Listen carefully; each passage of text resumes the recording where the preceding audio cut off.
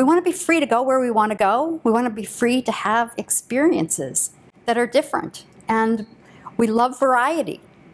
We also love spontaneity and erotic passion.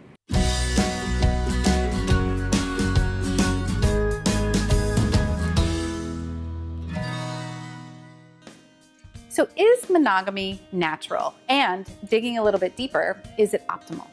Well, first of all, we have to understand what monogamy is. Mono means one, and gamy means spouse, one spouse. It does not actually mean fidelity.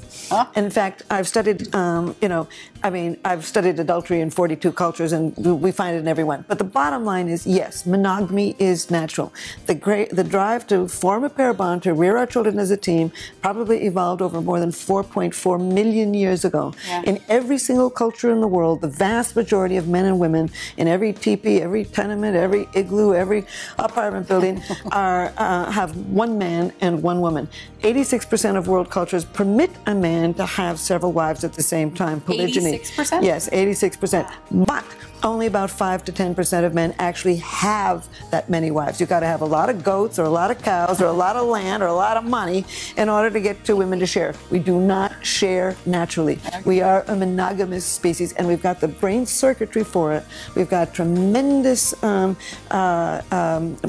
pathways to fall in love and to attach to a partner. Yes, we're a monogamous animal. I love what you're saying about monogamy and yet about autonomy. And I often think of and share with my clients the words of the late Betty Ford. She was asked, well, your husband, is he ever interested in another woman? And she said to the reporter, he's not dead, he appreciates a beautiful woman. I came to my maturity during the sexual revolution. And I can tell you from friends who went through some very hard times that being open to different partners is just not what we can live with well. Mm-hmm. And clients have talked to me about this for years.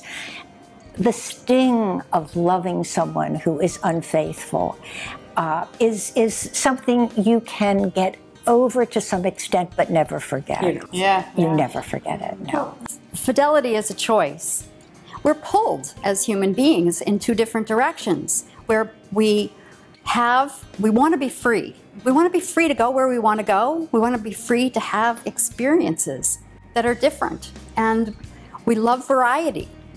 We also love spontaneity and erotic passion. And so if you decide that you're going to be with only one person, in some ways you're giving that up. Mm-hmm. Now, what you're gaining is what is on the other hand. On the other hand, if you have a long-term relationship, it's secure, it's safe, you know that what's going to happen every day, and you have this peace inside of you that you have a person to come home to every night whom you love. The downside to that is that there can be boredom, and there can be sort of a dampened passion. And so people who are opting for fidelity really need to be aware and put effort into trying to keep the sizzle in their relationship. And the people who opt for the freedom have got to realize also that they're going to be dealing with a very, very strong human emotion, no matter what it is they think, and that human emotion is jealousy.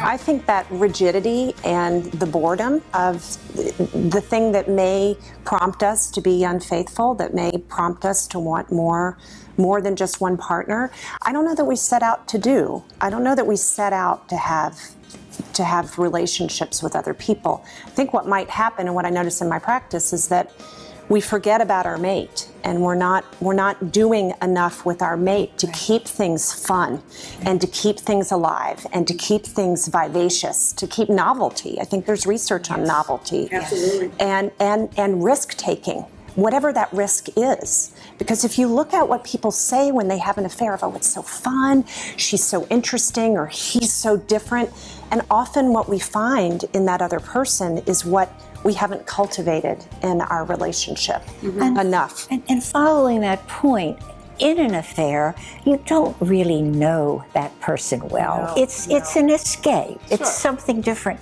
Whereas in a committed relationship, you get to know each other sexually as well as emotionally. And your fulfillment is so much better because your partner knows you. Much better sex. Much better sex. So when it comes to monogamy, it sounds like we're definitely hardwired for it. We are not wired to share. I will take that home and tell my husband. And it is the optimal state for marriages that want to raise healthy and happy families.